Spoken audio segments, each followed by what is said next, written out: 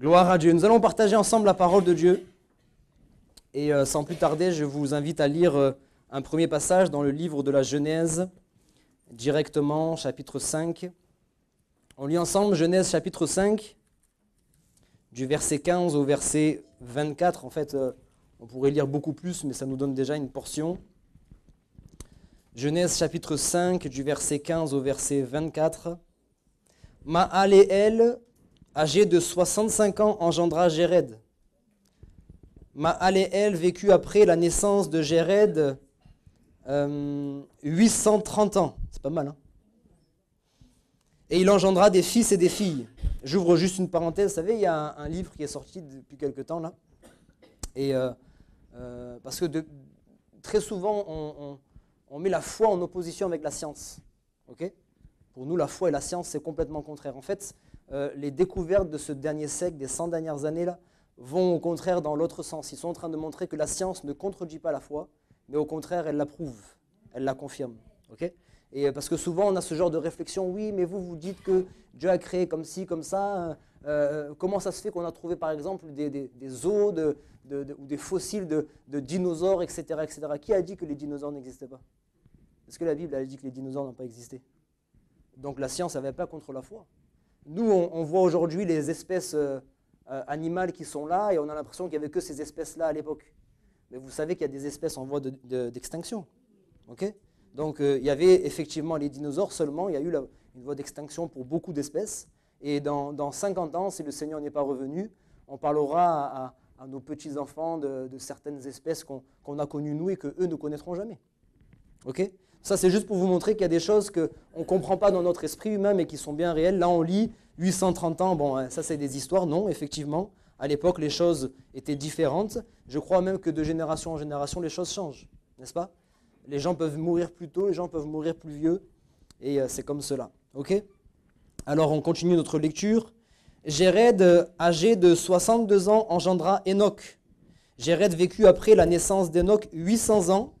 Et il engendra des fils et des filles. Tous les jours de Jéred furent de 962 ans, puis il mourut. Enoch, âgé de 65 ans, engendra Méthusélah. Enoch, après la naissance de Méthusélah, marcha avec Dieu 300 ans, et il engendra des fils et des filles.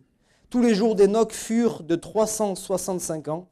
Enoch marcha avec Dieu, puis il ne fut plus, parce que Dieu le prit. Amen. Premier texte. Deuxième texte, Marc chapitre 10, versets 46 à 52. Vous suivez avec moi, ça c'est dans le Nouveau Testament, ne restez pas dans l'Ancien Testament, sinon vous allez chercher longtemps. Marc chapitre 10, versets 46 à 52. Ils arrivèrent à Jéricho, et lorsque Jésus en sortit avec ses disciples et une assez grande foule, le fils de Timée, Bartimée, mendiant, aveugle, était assis au bord du chemin. Il entendit que c'était Jésus de Nazareth et il se mit à crier « Fils de David, Jésus, aie pitié de moi !» Plusieurs le reprenaient pour le faire taire, mais il criait beaucoup plus fort « Fils de David, aie pitié de moi !» Jésus s'arrêta et dit « Appelez-le !» Ils appelèrent l'aveugle en lui disant « Prends courage, lève-toi, il t'appelle !» L'aveugle jeta son manteau et se levant d'un bond, vint vers Jésus. Jésus, prenant la parole, lui dit « Que veux-tu que je te fasse ?» Rabouni, lui répondit l'aveugle, « Que je recouvre la vue. » Et Jésus lui dit « Va, ta foi t'a sauvé. » Aussitôt il recouvra la vue et suivit Jésus dans le chemin. D'autres traductions disent « Et il marcha avec Jésus dans le chemin. » Ce sont les deux passages que j'ai voulu prendre en introduction. Le premier passage nous montre une succession d'hommes qui se sont succédés sur la terre, et pour la plupart, il est question de leur nombre d'années. Pas beaucoup de détails, ce qu'ils ont fait, ce qu'ils n'ont pas fait, ça c'est pas si important en fait. Leur nombre d'années, qui ils ont engendré, et l'âge auquel ils sont morts. Et puis il y a un en particulier, où là il y a toute la différence, parce que il est dit, lui, au lieu de juste vivre sur cette terre, au lieu de juste vaquer à ses occupations sur cette terre, et la Bible dit qu'il a marché avec Dieu. Il y a une différence entre vivre simplement sur cette terre et puis marcher avec Dieu.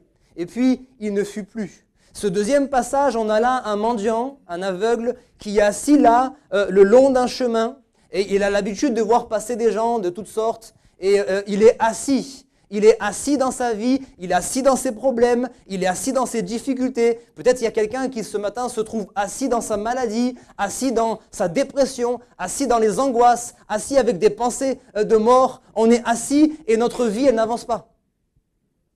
Notre vie, elle tourne en rond. Notre vie, lorsqu'on la regarde, on s'arrête un peu, on a l'impression qu'elle n'évolue pas, elle stagne. Il n'y a rien qui avance, rien en tout cas de bien concret. On avait prévu des choses, on avait projeté des choses, mais il n'y a rien de tout ça qui est en train de se faire. On est assis au bord du chemin. Les gens avancent, les gens marchent, les gens évoluent de plus en plus, mais nous, c'est comme si on stagne, on n'arrive pas à avancer. Et cet homme, il est là, assis, et il entend une foule passer, et dans cette foule, il y a quelqu'un de particulier, c'est Jésus. Et lui, il comprend tout de suite que ce Jésus, il peut faire quelque chose pour sa situation. Il peut faire quelque chose pour sa vie et il dit, mais je ne vais pas laisser l'occasion passer.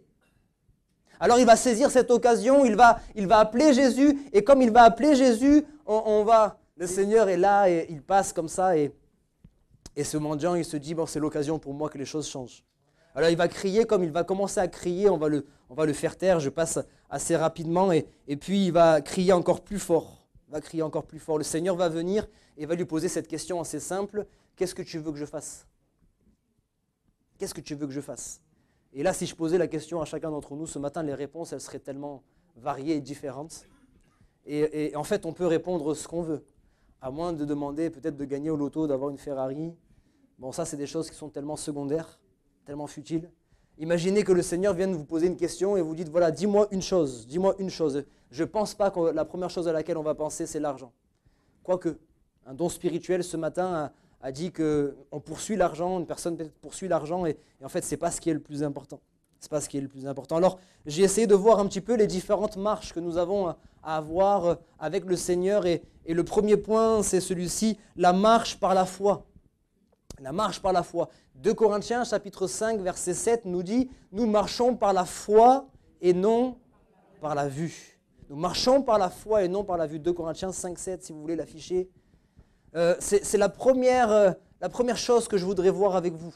Lorsque nous devenons enfants de Dieu, lorsque nous devenons chrétiens, nous devons apprendre à ne plus marcher avec nos ressentiments, avec nos sentiments, avec ce que l'on voit, avec ce que l'on entend. On doit commencer à marcher par la foi. Alors qu'est-ce que c'est que la foi? Si vous voulez la définition de la foi, la Bible, elle le dit bien sûr, dans Hébreux chapitre 11, verset 1. On peut aussi l'afficher, Hébreux 11, 1. La foi est une ferme assurance des choses qu'on espère. C'est une démonstration de celles qu'on ne voit pas. Ça, j'ai envie de dire, c'est la définition théorique. C'est bien, mais ça ne m'avance pas trop dans la pratique, en fait.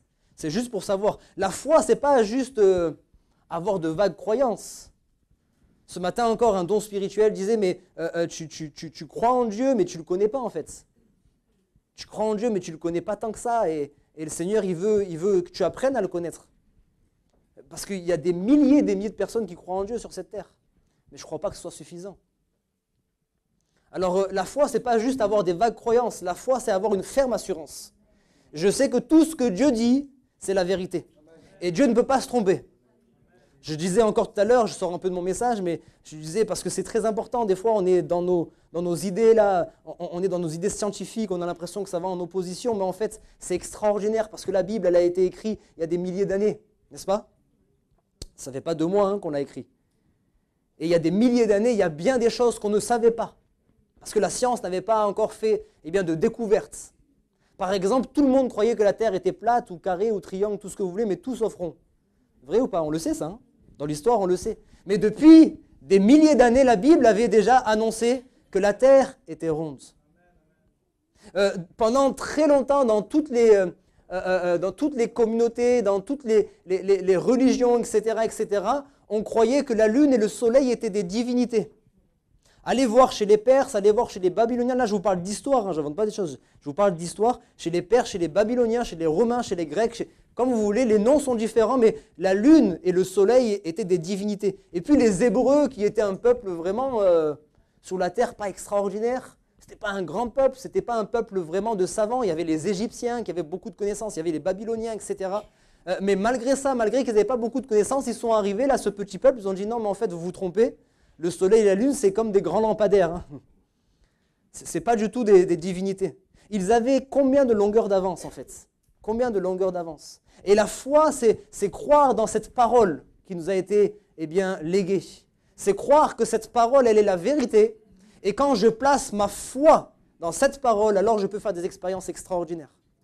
Ça, c'est la définition théorique. La définition pratique, on la trouve dans Marc, chapitre 11, du verset 22 au verset 24. Marc 11, verset 22 au verset 24. Jésus prit la parole et leur dit, « Ayez foi en Dieu. Je vous le dis en vérité, si quelqu'un dit à cette montagne, « ôte-toi de là et jette-toi dans la mer », et là encore, la montagne, elle peut avoir tellement de noms différents, la maladie, etc., etc.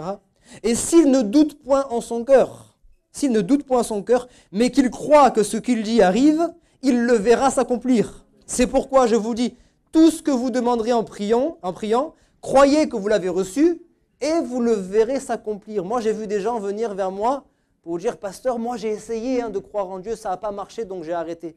Je dis, t'as mal essayé. On n'essaye pas de croire en Dieu comme on essaye de gagner au poker ou quand on va au casino.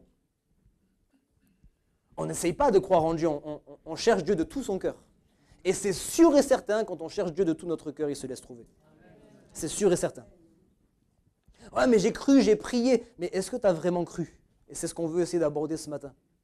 Parce que des fois, on a un élan d'espérance. J'espère que telle chose va changer, j'espère que je serai guéri, j'espère que ma famille va se réconcilier, j'espère que ceci, j'espère que cela. Mais espérer, ce n'est pas la foi. La foi, c'est croire. Même si la situation, même si ce qui m'environne, même si ce qui m'entoure est complètement différent, je crois quand même. C'est pourquoi souvent on a dit les gens qui ont la foi, ils sont un peu fous. Oui, on est fous de Dieu, alléluia. Surtout quand on était déjà fou avant, on devient encore plus fou. On croit vraiment, même si les gens ne comprennent pas, même si les gens ne croient pas les mêmes choses que nous, on croit parce que Dieu ne peut pas se tromper. Il y a la définition théorique, on l'a vu, il y a la définition pratique, et puis il y a la promesse de la foi. Jean chapitre 11, verset 40, vous connaissez très bien. La promesse de la foi, c'est « Si tu crois, tu verras la gloire de Dieu ». Jésus est tellement simple, c'est nous qui sommes compliqués. On a voulu compliquer les choses, on a voulu croire qu'il fallait « Allez, je me lance ». J'espère que je vexe personne, mais il faut aller à Lourdes, il faut aller faire telle chose, il faut allumer tant de cierges, il faut faire telle chose et telle chose, il faut faire telle... Non, non, non, non, non, non, non. Le Seigneur a dit, si tu crois, tu verras la gloire de Dieu. En fait, justement, il est contre ces choses, parce que ces choses-là, ça va faire que tu le mérites. Tu penses que tu vas voir la gloire de Dieu parce que tu mérites, parce que tu as fait ceci, parce que tu as fait cela. On n'a rien à mériter, on n'est rien du tout. On est poussière, on est né poussière, on retournera à la poussière. On ne mérite rien du tout. Comme nous l'avons entendu ce matin encore, Dieu était levé au-dessus de nous, en fait. Dieu était levé au-dessus de nous. Et il te dit ce matin, si tu crois, tu verras la gloire de Dieu. Alors ne marche plus par la vue, mais marche par la foi. Parce que la vue et l'ouïe, c'est ce que je dis souvent, sont des choses qui nous influencent. On voit tellement de choses au quotidien, on entend tellement de choses au quotidien. Et en fait, ça crée des sentiments en nous, des sentiments qui sont souvent ennemis de la foi. Ça crée l'incrédulité, ça crée la peur, ça crée des angoisses. Non, c'est pas vrai? Aujourd'hui, vous lisez le journal. Si vous lisez le journal en entier, franchement, à la fin, vous n'avez pas le sourire sur le visage. Hein. Sinon, vous n'avez pas le même journal que moi. Vous allumez les informations, quand vous avez entendu les informations, franchement, quand c'est fini, on n'a pas de quoi avoir la paix. Il y a des gens qui aujourd'hui, peut-être, ils ont peur parce que la guerre, elle est là. Alors même si des fois on en parle, des fois on n'en parle pas, elle est quand même là. Hein. Vous savez que ça continue, même si on n'en parle plus beaucoup, en Ukraine et ailleurs encore. Et on le dit à chaque fois, elle est à la porte de l'Europe. Hein. J'ai envie de dire quand même, sans faire peur à personne, je crois que notre avenir, il est entre les mains de Dieu, certes, mais notre avenir aussi, il est d'une certaine manière, je dis bien d'une certaine manière, entre les mains de quelqu'un, je ne citerai pas, et je ne donnerai pas de qualificatif, mais vous comprenez, qui ici, là, à un moment donné, a envie de prendre une décision assez folle, il peut nous mettre en guerre, nous aussi. Il y a des gens aujourd'hui, ils sont en train de se dire, à n'importe quel moment, on peut repartir dans une 3e guerre mondiale. Et des gens qui sont là et on entend les faits divers encore dernièrement avec une jeune fille, des choses atroces, des choses mais vraiment impensables. Et on se dit, mais peut-être un jour ça pourrait arriver à un de mes enfants, peut-être ça pourrait arriver à quelqu'un que je connais. On est là, on entend tellement de mauvaises nouvelles, et ces mauvaises nouvelles, elles vont contre la foi. Elles vont contre notre foi. La foi, elle est là pour qu'on ait la paix dans notre cœur. La foi, elle est là pour qu'on puisse rester tranquille. Parce que c'est vrai, on vit dans la même réalité que tout le monde. Mais Dieu est avec nous, c'est ce qui fait toute la différence. Alors cesse de marcher par la vue, cesse de marcher par l'ouïe et marche simplement par la foi. Quand tu regardes ton compte en banque, des fois tu es un peu inquiet, ça vous arrive ou pas? Mais tu dis le Seigneur pourvoit mes besoins. Je vais juste demander un peu plus de sagesse peut-être pour mieux gérer mon argent et je vais lui demander de pourvoir à mes besoins. Lorsque on entend le rapport du médecin qui arrive et qui dit « Monsieur un tel, Madame un tel, voici, vous avez telle maladie et cette maladie, on ne peut rien faire pour vous, c'est comme ça, il faudra prendre un traitement à vie, etc. etc. » Quand tu entends ces nouvelles-là, c'est bien, c'est le rôle du médecin de te dire scientifiquement comment ça fonctionne, mais tu peux aussi te dire, même si l'homme ne peut rien faire pour moi, Dieu peut tout. Alléluia, c'est ça la foi. Le deuxième point que je voudrais marcher avec vous, c'est la marche dans le surnaturel. Après la marche dans la foi, c'est la marche dans le surnaturel. Et on prend un texte dans Matthieu chapitre 14, versets 25 à 32. Matthieu 14, versets 25 à 32. À la 4e veille de la nuit, Jésus alla vers eux, les disciples, marchant sur la mer. Quand les disciples le virent marcher sur la mer, ils furent troublés et dirent « C'est un fantôme ». Et dans leur frayeur, ils poussèrent des cris. Jésus leur dit aussitôt « Rassurez-vous, c'est moi, n'ayez pas peur ». Pierre lui répondit « Seigneur, si c'est toi, ordonne que j'aille vers toi sur les eaux. » Et il dit « Viens ». Pierre sortit de la barque et marcha sur les eaux pour aller vers Jésus. Mais, voyant que le vent était fort, il eut peur et comme il commençait à enfoncer, il s'écria « Seigneur, sauve-moi ». Aussitôt Jésus étendit la main, le saisit et lui dit « Homme de peu de foi, pourquoi as-tu douté ?» Et ils montèrent dans la barque et le vent cessa. Amen. La marche de l'impossible, la marche du surnaturel, la marche de l'irréalisable, la marche de l'improbable. Vous savez, quand on lit ce texte, franchement, il faut oser le lire. Hein. Quelqu'un qui ne croit pas vraiment en Dieu dit, mais en fait, vous, vraiment, vous ne marchez pas sur les eaux, vous marchez sur la tête, vous. Hein. Parce qu'en fait, il faut comprendre une chose, Dieu est Dieu. Soit tu ne crois pas en l'existence de Dieu et tu peux même te moquer de Dieu et tu peux rejeter tout ce qui vient de Dieu. Soit tu as cette humilité et tu as envie de te dire, ouais, je veux bien croire en Dieu. Mais je veux te dire juste une chose en premier lieu, si tu veux croire en Dieu, il va falloir vraiment que tu sois humble. Parce que si tu penses que Dieu, tu vas pouvoir le mettre dans une case et que tu vas pouvoir comprendre tout ce qu'il fait et tout ce qu'il a pensé, etc., tu te trompes. Il est Dieu. Il est, comme je le répète encore, bien au-dessus de tout ce que nous pouvons imaginer et penser. Dieu n'est pas dans notre réalité à nous, ni dans notre réalité temporelle, ni dans notre réalité géographique, ni rien de tout cela. Dieu est au-dessus de tout cela. Et tout ce qui est impossible pour nous, impossible ne fait pas partie du vocabulaire de Dieu.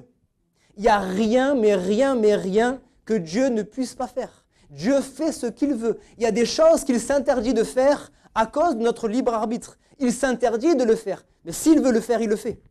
Tout ce que Dieu veut faire, il le fait. Et voici encore un récit où on voit, alors peut-être certains diront, je veux bien croire, allez, que Jésus ait pu marcher sur les eaux, parce que moi je veux bien croire que Jésus c'était le Fils de Dieu. En tout cas, s'il n'était pas le Fils de Dieu, je sais qu'il a fait des miracles, etc. Mais par contre, un autre homme, Pierre, il ne faut pas exagérer non plus. C'est ça la marche du surnaturel. Pierre, il est là, et vous imaginez un peu la scène, il est en plein milieu de la nuit, il est sur une barque, et au loin, il voit une silhouette, il voit quelque chose. Et les fantômes, déjà, on y croyait à l'époque. Hein. Alors ils se disent, c'est peut-être un fantôme, peut-être c'est notre imagination, je ne sais pas. Et puis ça s'approche. Vous savez, quand ça s'approche, c'est compliqué. Hein. On commence à trembler, non? Vous savez, moi, je faisais, juste pour la petite anecdote, je faisais des cauchemars terribles quand j'étais petit. Ma mère, elle est là pour en témoigner. Hein. Des cauchemars terribles. Je me mettais dans des états pas possibles. Et des fois, là, c'était le pire. Des fois, même mon cousin, il le sait. Il ne voulait plus dormir avec moi à la fin. Parce que quand la nuit, vraiment, j'étais dangereux. Hein.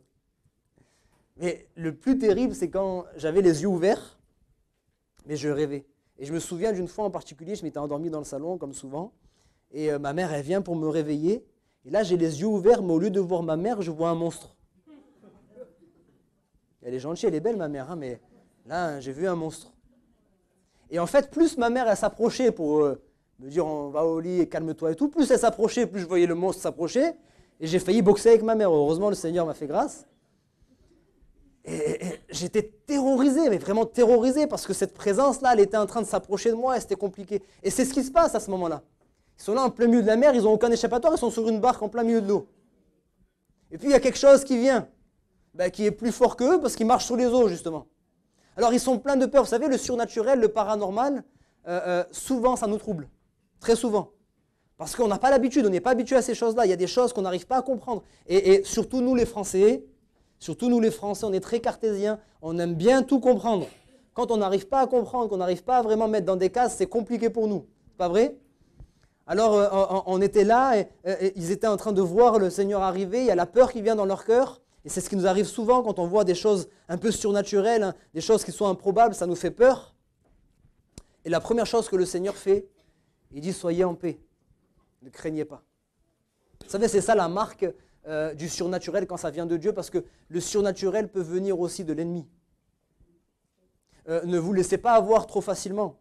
Lorsque vous voyez des choses arriver qui sont un peu paranormales, ça ne vient pas forcément de Dieu. Même si certaines fois c'est déguisé, certaines fois c'est maquillé, on a l'impression d'avoir vu un ange apparaître, on a l'impression d'avoir vu un saint ou je ne sais qui encore apparaître, ça ne vient pas toujours de Dieu. Quand ça vient de Dieu, je peux vous assurer qu'il y a la paix aussi qui vient avec. Parce qu'il est le prince de paix, il est le Dieu de paix, il vient et il nous donne sa paix. Et c'est ce qui va se passer, le Seigneur va leur dire, ne craignez pas. Et puis qu'est-ce que Pierre va faire ? Eh bien, il va mettre en action sa foi. Si c'est vraiment toi, Seigneur, fais une chose. Ordonne que je vienne te rejoindre sur les eaux. Vous savez, la foi, c'est ça aussi. Hein.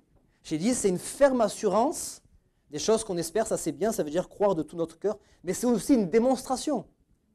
La foi, c'est pas rester là tout le temps, on a peur, on n'ose pas, etc. Vous savez, il y a des gens qui ont la foi, mais qui vivent jamais rien parce que leur foi, ils la mettent pas en action.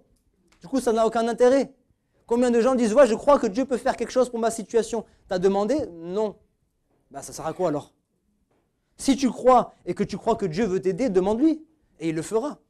Et Pierre, il était un peu plus fonceur, hein, vous voyez ? Il y a des tempéraments un peu différents, mais Pierre, c'était quelqu'un qui fonçait. Donc lui, il ne s'est pas posé la question 50 fois, est-ce que c'est possible ou pas la loi de la nature ?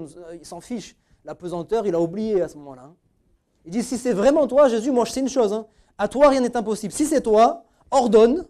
Il a compris qu'il y avait une autorité dans la parole de Dieu. Ordonne que je vienne te rejoindre et que je marche sur les eaux. Et le Seigneur, il n'a pas eu besoin de faire toute une prière pour renverser la loi de la nature et tout ça. Hein. Il a juste dit un mot, viens. Seigneur, juste coach-moi un petit peu, encourage-moi un petit peu, je veux bien venir, mais essaye de me motiver, quoi. Non, non, juste viens. Si tu crois, tu verras la gloire de Dieu. Alors il a commencé à mettre un pied. Là, vous imaginez, à ce moment-là, quand même, il a dit, en plus, si ça ne marche pas, non seulement je vais être trempé, mais en plus, je vais me taper la honte quand je vais remonter sur la barque avec tout le monde. Hein. Et on va dire, ah, t'as fait ton malin encore, toi. Mais walou, zéro. Hein. Alors il met un pied, ça marche. Un deuxième pas, on ne sait pas s'il en a fait 3, 4, 6, 10, je ne sais pas. Il a commencé à marcher. Et qu'est-ce qui s'est passé ? C'est sur ça que je voudrais attirer votre attention ce matin. Alors qu'il a les regards fixés sur qui à ce moment-là ? Sur Jésus. Il a oublié tout ce qui est autour. Comme j'ai dit, la loi de la pesante. Il a oublié tout ce qui est autour. Il a oublié qu'il est en plein milieu. Il a oublié tout ça. Il a les yeux fixés sur Jésus. Comme il a les yeux fixés sur Jésus, la foi est dans son cœur. Il croit que l'impossible devient possible. Il commence à marcher. Et qu'est-ce qui va se passer ? Il va y avoir un « mais ». Vous savez, ce mot-là qui vient et qui change tout, le « mais ». Mais Pierre, voyant que le vent était fort, eut peur et commença à couler. Je viens de vous dire qu'on marche par la foi et non par la vue. Quand Pierre a marché par la foi, il marchait dans le surnaturel, il marchait sur les eaux. Quand Pierre a commencé à marcher par la vue, on n'aura pas lui jeter la pierre, hein, sans mauvais jeu de mots, on aurait fait la même chose, on est en plein milieu de l'eau, il y a du vent de partout, et ben il a commencé à avoir les chocottes. Et la peur, c'est l'ennemi de la foi. La peur, c'est l'ennemi numéro 1 de la foi. Quand je commence à avoir peur, c'est-à-dire je commence, écoutez bien une chose. En fait, la foi, tout le monde l'a. Même quand on dit non, moi je suis athée. Les vrais athées, là, vraiment, moi, je crois que ça existe. Je défie quiconque qui dit ce Dieu athée, à la fin, on va discuter ensemble. Pas trop longuement, parce que j'ai faim, mais on va discuter ensemble. Parce qu'un vrai athée, là, vraiment, ça n'existe pas. Même l'athée, il croit en quelque chose. Il croit en la science, il croit en lui-même, il croit en son argent. On croit tous en quelque chose. On croit tous en quelque chose. On décide tous de placer notre foi dans quelque chose. Ok? Donc, quand on a peur, on décide de placer notre foi dans d'autres réalités que la vérité de Dieu. D'accord? À ce moment-là, Pierre, quand il a peur, il place sa foi dans le pouvoir du vent. Le vent est capable de le faire tomber, le vent est capable de le faire couler. Mais il a oublié de placer sa foi dans Jésus-Christ qui était capable de le tenir ferme et de lui permettre de continuer à marcher sur les eaux. En fait, ça commence d'abord par le corps, comme j'ai dit. Il a vu. Ensuite, c'est rentré dans l'âme. Vous savez qu'on est fait de corps, âme et esprit, ok?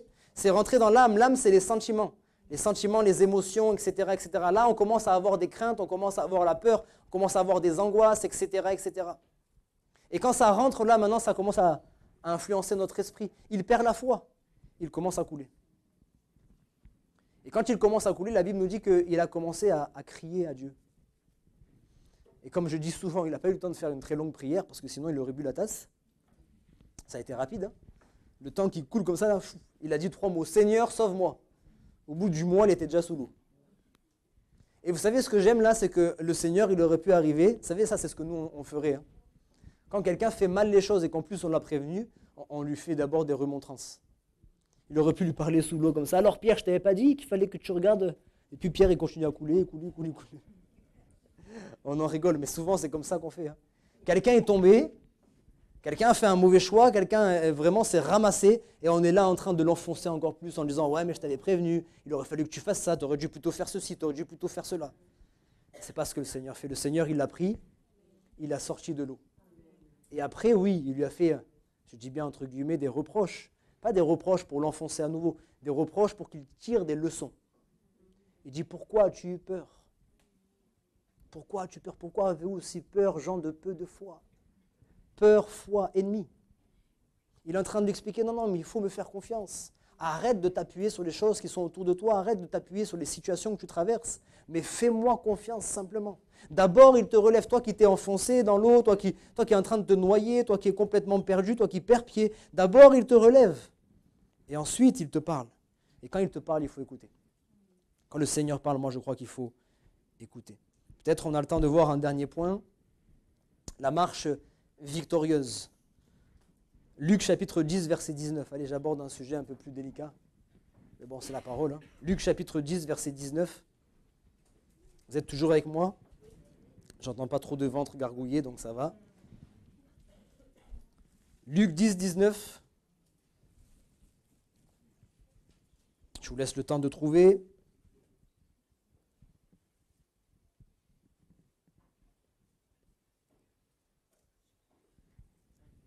C'est bon? Voici, je vous ai donné le pouvoir de marcher sur les serpents et les scorpions et sur toute la puissance de l'ennemi et rien ne pourra vous nuire. Hein. Je dis toujours, quand on lit la Bible, on essaye aussi d'être intelligent, un minimum au moins, et on ne prend pas tout à la lettre. D'accord? Là, ça ne veut pas dire que dès que tu vois des serpents et des scorpions, hein? Je vous ai donné le pouvoir de marcher sur les serpents. Avec mon cousin Momo, on aurait bien aimé savoir ça avant, et même ma cousine. On avait une maison de campagne à l'époque. Quand on allait se balader dans la forêt, là, souvent, il y avait des petits serpents. Je ne sais même pas ce que c'était comme serpent, mais nous, on avait peur. Hein. Cependant, ne vous réjouissez pas de ce que les esprits vous sont soumis, mais réjouissez-vous de ce que vos noms sont inscrits dans les cieux. Je vous ai donné le pouvoir. Alors attention, cette parole-là, elle n'est pas pour tout le monde. Hein. Cette parole-là, elle est pour ceux qui, justement, c'est pour ça que je fais les choses dans l'ordre, ceux qui ont placé leur foi en lui, ceux qui se sont abandonnés à lui, ceux qui ont dit « Seigneur, ma vie maintenant, je te la donne. Je ne veux pas mener ma vie tout seul, je sais que je suis en plein milieu de la mer, il y a souvent des tempêtes dans ma vie. Moi, je veux que tu sois dans la barque avec moi, je veux que tu m'aides vraiment à m'en sortir dans mes situations, parce que être chrétien, ça ne veut pas dire ne pas avoir de soucis. Hein. J'insiste bien sur ça. Vous en aurez encore si vous décidez de prendre cette décision ce matin, de dire Seigneur, je marche avec toi, vous aurez encore des soucis, peut-être même, je vais vous le dire, peut-être vous aurez plus de soucis encore. Parce que l'ennemi, il voudra aussi s'en prendre à vous pour saper votre foi. Mais le Seigneur sera avec vous et tous vos soucis, au lieu d'être que des soucis, ce sera juste des occasions de vous rendre plus fort. Amen. Et de fortifier votre foi. Okay. Alors il dit à ces personnes-là qui ont décidé de marcher avec lui, je vous ai donné le pouvoir de marcher, si on veut résumer, sur toute la puissance des ténèbres. Vous savez que ça existe? Et là encore, je parle quand même dans notre société, on est là en France, encore une fois, à cause de notre esprit cartésien, on a tellement limité tant l'œuvre de Dieu, mais aussi l'œuvre de l'ennemi. Okay. Et pourtant, c'est des choses qui existent selon les régions. J'en parlais la dernière fois avec mon oncle. Vous savez, dans le centre de la France, par exemple, il y a des choses qu'on voit un peu moins ici. Je vous ai dit les charmeurs de feu, etc. Selon les régions, on va avoir des noms un peu différents. Et surtout en France, on a fait en sorte d'avoir des noms un peu attrayants. Hein. Un guérisseur, un charmeur de feu, c'est beau ça. Hein. Parce que si on commence à dire un sorcier, un marabout, ça donne moins envie. N'est-ce pas? Et pourtant, même s'il y a beaucoup de charlatans, il y a aussi beaucoup de personnes qui ont des pouvoirs. Et ces pouvoirs-là ne viennent pas de Dieu, il faut être clair. Il y a des choses comme ça dans nos vies qui sont invisibles, il y a des choses qu'on ne peut pas comprendre avec notre esprit humain, parce que si Dieu est capable d'agir dans nos vies, c'est ce que je disais tout à l'heure, quelqu'un qui a vu comme des clins d'œil du Seigneur, des signes du Seigneur, je crois aussi que l'ennemi de nos âmes est capable d'agir dans nos vies, surtout quand on n'a pas Christ. Et il y a comme ce qu'on appelle des malédictions. Là encore, en France, on a mis des noms différents. Quand on parle de malédiction, on parle rarement de malédiction. On dit oh, il m'arrive que des tuiles. Ou alors j'ai la poisse. Pour d'autres, j'ai la shkoumoun, comme on dit. Hein. J'ai la shkoumoun. Vous connaissez ça? J'ai la shkoumoun. Le sort s'assane contre moi. Le sort ne fait que s'acharner contre moi. On a l'impression que bon, voilà, ça s'explique un petit peu. Bon, j'ai pas de chance. Non, c'est pas, j'ai pas de chance. J'ai pas de chance. Souvent, il y a des malédictions. Malédictions financières. J'arrive pas à garder mon compte en banque à flot. C'est à chaque fois compliqué, même si théoriquement je suis censé pouvoir terminer mon mois tranquillement. Il y a toujours une tuile, il y a toujours un problème et je finis à découvert. J'arrive pas à garder une voiture. Moi j'ai un ami comme ça. C'est vraiment, il a une malédiction, Romain. Il a une malédiction. Je crois qu'il a eu au moins 6 ou 7 voitures. Des voitures qui fonctionnent bien. Dès que ça vient entre ses mains, c'est fichu. Il a vraiment des problèmes comme ça. Et ça existe réellement. Ça existe réellement. Il y a toutes sortes de choses. Il y a aussi, vous savez, des personnes qui ressentent des angoisses, mais en fait, ces angoisses-là, elles sont même pas, on ne peut pas les expliquer. Vous savez, on ne peut pas dire que toutes les angoisses, c'est l'ennemi. Hein. Des fois, comme j'ai dit, on voit des choses qui sont un peu terrifiantes. C'est normal qu'on soit angoissé à ce moment. Mais il y a des gens, ils sentent des angoisses. On ne peut pas expliquer. Tout va bien dans ma vie. Et puis, cette angoisse, elle vient d'un coup comme ça. Et je suis complètement terrassé, je ne sais pas quoi faire face à cette angoisse, j'ai du mal à respirer, je ne suis pas bien, peut-être que je suis en train de parler à quelqu'un ce matin, et des fois je suis seul dans mon lit et d'un coup il y a une angoisse qui vient. Alors que tout va bien, je ne suis pas en train de réfléchir à des choses qui ne vont pas, d'un coup j'ai du mal à respirer, j'ai des angoisses, j'ai peur. Il y a des gens qui ont peur de la mort, Charles il témoignait de ça, mais il y en a d'autres aussi qui ont peur de la mort constamment. Vous savez, la Bible dit dans le livre de Job, je le lisais ce matin dans ma lecture quotidienne, et il disait, Job dit, ce que je crains c'est ce qui m'arrive. Ce que je redoute le plus finit par m'arriver. Et vous savez, des fois, vous vous conditionnez tellement à ce qu'une chose arrive, que cette chose-là, elle va arriver. Il y a des choses qui sont spirituelles, il y a des choses qui sont psychologiques, ça c'est très important. Je fais plein d'allusions, comme ça au moins je règle mes comptes avec ma famille ce matin. Okay. J'espère qu'ils reviendront quand même. Mais... Vous savez, nous on a été élevés militaires. On a été élevés, c'est dans la tête. Même si ton bras il est cassé, c'est dans la tête, t'as pas mal. Hein? Non, j'exagère un peu, mais c'est un peu ça. Oh, arrête de pleurer, c'est bon. C'est bon, allez, on est fort. Hein? On est comme ça tout le temps. Et ma mère, combien de fois elle m'a dit c'est dans la tête? Je dis c'est pas dans la tête, maman, j'ai mal au ventre. C'est dans la tête, va à l'école. Maman, c'est pas dans la tête, c'est dans le ventre. Là, j'ai vraiment mal. Allez, c'est bon, sois un peu... Vous savez? Et il y a des gens, à l'inverse, ils se conditionnent. Là, je ne cite pas, ça fait partie, pas de ma famille cette fois-ci. Je peux dire quand même, c'est ma belle famille. Et ils ont tellement peur, si vous les invitez dans un restaurant qu'ils ne connaissent pas, ils sont malades avant même de manger. Ah, c'est sûr. C'est sûr, ils vont dire, non, je connais un restaurant, il est un peu mieux, viens, on y va ensemble. Parce qu'ils vont tellement se conditionner à être malades que même s'il n'y a pas de bactéries, ils seront malades, c'est sûr. Est-ce que vous comprenez ce que je suis en train de dire? C'est juste pour expliquer un petit peu cette réalité. Ce que vous craignez, c'est ce qui va vous arriver. Si on rajoute à cela vraiment le fait que l'ennemi, il est là pour nous détruire, il est là pour nous faire du mal, il est là pour nous faire dériver de la voie du Seigneur, ben c'est encore mieux, tu es en train de lui servir sur un plateau ton point faible. C'est comme si tu disais à Satan, écoute, moi, franchement, le truc que je redoute le plus, le truc dont j'ai le plus peur, c'est ça. Donc, vous croyez qu'il va s'embêter à faire autre chose que ça? Ben, c'est parfait. Tu m'as montré ton point faible, donc c'est ce qui va t'arriver. Heureusement, il y a la grâce de Dieu. Il y a bien des choses qui auraient dû t'arriver dans ta vie, il y a bien des choses qui auraient dû se passer dans ta vie si le Seigneur n'avait pas été là. Mais heureusement, le Seigneur, il est là, il est souverain sur toutes choses. Il y a des choses qu'il ne permet pas parce qu'il veut nous préserver. Il y a des choses qu'il ne permet pas. Vous savez, si ça tenait qu'à Satan, on serait tous complètement... Mais Dieu dit non, tu ne touches pas. Ça, tu ne touches pas. Tu pourras toucher à ça parce qu'au travers de ça, je vais pouvoir attirer cette personne à moi, je vais pouvoir lui faire comprendre ma puissance, mon amour et ma grandeur. Mais ça, tu ne toucheras pas, et heureusement. Heureusement. Alors vous savez, on a besoin maintenant de marcher sur la puissance de l'ennemi pour ces personnes qui ont des pensées de mort, l'angoisse, peut-être même des gens qui dans leur maison ont des phénomènes paranormaux. Vous savez que ça existe, ça, heureusement que ce n'est pas dans toutes les maisons. Ça existe. Des choses, vraiment, c'est quand vous êtes dedans, vous devenez moins cartésien. Là, vous commencez à comprendre qu'il y a des choses qui dépassent quand même. Alors peut-être si ça concerne quelqu'un ce matin, tu n'as plus à avoir peur, tu n'as plus à avoir d'angoisse, tu n'as plus à avoir peur de la mort, tu n'as plus à supporter les phénomènes paranormaux et toutes ces choses-là. Le Seigneur, il t'a donné la victoire. Amen. Et cette victoire-là, elle est par la foi. Si tu veux placer Jésus-Christ en toi, la Bible dit, si Dieu est avec moi, qui sera contre moi? Vous savez, c'est ça l'assurance de la foi. J'ai rien à craindre, raconte-moi ce que tu veux, n'importe qui peut venir s'en prendre à moi. Si Dieu est avec moi, qui sera contre moi? Celui qui est en moi, il est plus grand que celui qui est contre moi. J'ai aucune crainte, moi je suis personne. Hein. Moi je suis personne, mais moi je peux t'assurer que si le Seigneur il est avec moi, il n'y a personne qui pourra me résister. La Bible dit rien ne pourra vous nuire, rien ne pourra vous nuire. On peut lui résister par le Saint-Esprit. Vous savez, lorsque Jésus-Christ a été baptisé du Saint-Esprit, alors là les choses ont commencé à bouger dans le royaume des ténèbres. Hein. À chaque fois qu'il arrivait dans un endroit, les démons commençaient à trembler, etc., etc. On peut lui résister aussi par la parole. Par la parole, on connaît la parole est une arme puissante. Amen. Et on a besoin vraiment de serrer ces choses dans notre cœur. Est-ce que je peux... Sing his praise